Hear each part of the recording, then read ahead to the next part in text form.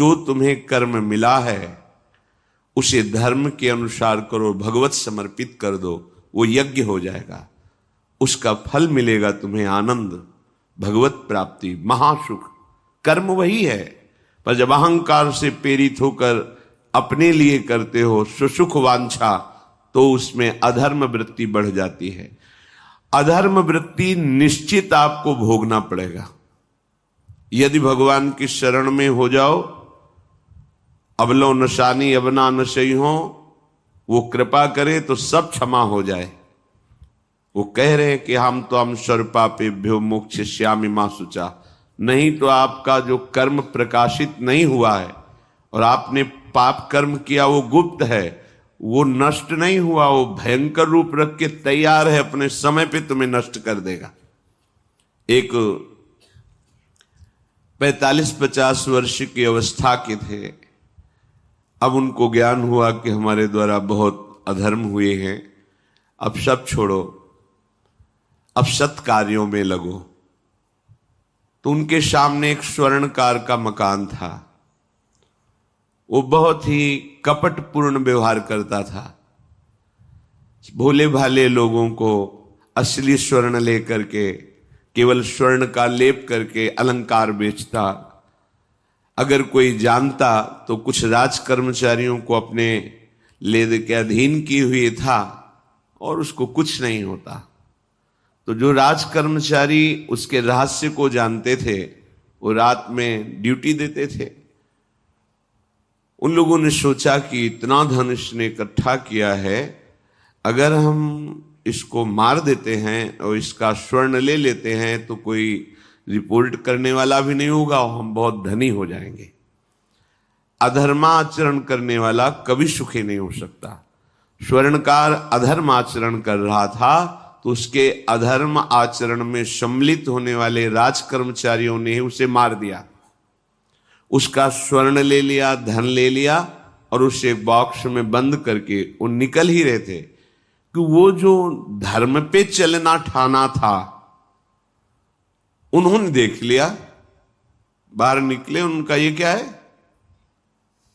अब वो तो फंस गए क्योंकि बॉक्स में उसकी लाश थी और सब बैग झोला में स्वर्णाभूषण धन था। उन्होंने तुरंत उसको कहा, आवाज मत दीजिएगा, देखो हम तुम्हें हिस्सा दे देंगे, ये जो धन हमारे पास है इसको हम 3 हिस्से में बांट लेंगे और इसको हम नष्ट कर देते हैं, कोई जानेगा नहीं, हम राज कर्मचारी हैं, किसी तरह का फसाव नहीं होगा। उन्होंने कहा, ये मैं अधर्म का कार्य नहीं कर सकता, मैं तो अब हल्ला मचाऊंगा, सबको बुलाऊंगा और बताऊंगा कि तुमने इसकी हत्या की है और इसका धन अपहरण कर रहे थे। अब राज कर्मचारी, उन्होंने सोचा हमारी ड्यूटी भी जाएगी, धन भी जाएगा, सजा भी मिलेगी। दोनों ने इशारे में ही बात कर ली और हल्ला मचा के दौड़ पड़े, पकड़ो इसे, पकड़ो, जाने न पाए। उसे पकड़ लिया, लोग इकट्ठा हुए, क्या हुआ, देखो ये धन अपहरण करके जा रहा था, इसकी हत्या कर दी। तो हम लोग गश्त लगा रहे थे तो हमें शंका हुई, आए तो देखा ये पकड़ा गया, जो धर्म से चल रहा था उसको पकड़ लिया। अब तो प्रमाण, राजकर्मचारी खुद गवाही देने के लिए तैयार, उसे बंद किया गया, मुकदमा हुआ। वो बार बार जज के सामने यही कहता था, जिसकी कसम खवाओ हम कसम खा लेते हैं, हमने बिल्कुल ये कार्य नहीं किया, ये लोग ये कार्य कर रहे थे, हमने इनको रोका तो इन्होंने मुझे साझेदारी के लिए, पर मैंने वो स्वीकार नहीं किया तो फिर इन्होंने ऐसा किया। पर उसकी कौन बात माने, राजकर्मचारी गवाही। मुकदमा लंबा खिंचा, उसे जेल में रखा गया। हर बार आके वो यही प्रार्थना करता, कई वर्ष तक चलता रहता मुकदमा, जेल का उसे बड़ा कष्ट भोगना पड़ता। वो विचार करता कि मैं अगर हिस्सा ले लेता तो बच जाता, लेकिन धर्म से चल रहा था तो देखो मुझे कष्ट भोगना पड़ा।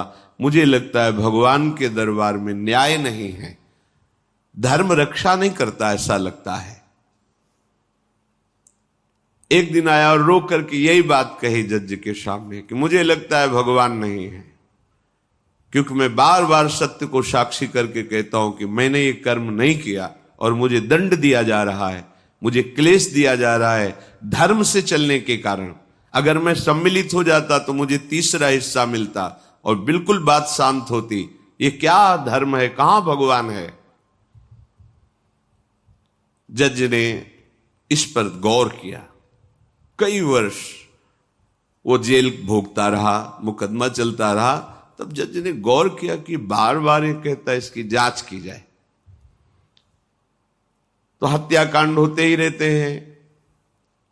एक शव आया वहां, जज ने मंगवाया था, जो पोस्टमार्टम के लिए जाता, मंगवाया और कहा देखो इसका कोई नहीं है, अंतिम संस्कार के लिए अपने ही लोगों को जाना है। तो 2 कर्मचारी जो थे सरकारी, जो स्वर्ण चोरी में सम्मिलित थे, उनको और उसको कहा कि बस तुम थोड़ी देर नदी के किनारे बैठे रहना, हम और लोगों को लेकर के आते हैं। और एक आदमी को छुपा के बैठा लिया और राज कर्मचारी नदी के किनारे शव को लेकर बैठे। उसको देखा, जिसको बहुत कष्ट दिया जा रहा था, सारा आरोप उसके ऊपर था, जो धर्म से चल रहा था। उसे कहा माना नहीं ना, अगर मान लेता तो तीसरा हिस्सा भी मिल जाता, बात वहीं खत्म हो जाती है। देखा, फंसा दिया, तेरे को आजीवन कारावास मिलेगा, कोई नहीं बचा सकता तेरे को। मेरी बात नहीं मानी, कह रहा था हल्ला मचाऊंगा, ऐसा वैसा, अब भोग। तो जज के द्वारा जो एकांत में बैठाला हुआ आदमी था, उसने पूरी बात सुनी। इसीलिए नाटक रचा गया था। तीनों को बुलाया और कहा तुम निर्दोष हो उस धर्मात्मा से। स्वयं इनकी आवाज से हमने सुना, ये कह रहे थे जो तुम बात कह रहे थे। तो उसने कहा कि ये तो ठीक है, अब निर्णय ठीक कर दिया, लेकिन अब कई वर्षों से मैं दंड भोग रहा था, ये कौन सा न्याय है? किस अपराध के कारण? मैं तो धर्म से चल रहा था, इसमें किंचन मात्र मेरा कोई अपराध नहीं था, फिर कई वर्ष से मैं सजा क्यों भोग रहा था? बार बार प्रताड़ना, नाना प्रकार के कष्ट क्यों भोगा मैं? जज ने कहा तुम हृदय को साक्षी करके बताओ, क्या कोई ऐसा अपराध किया है जिसका प्रकाश ना हुआ हो और तुम्हें दंड ना मिला हो? हमको अब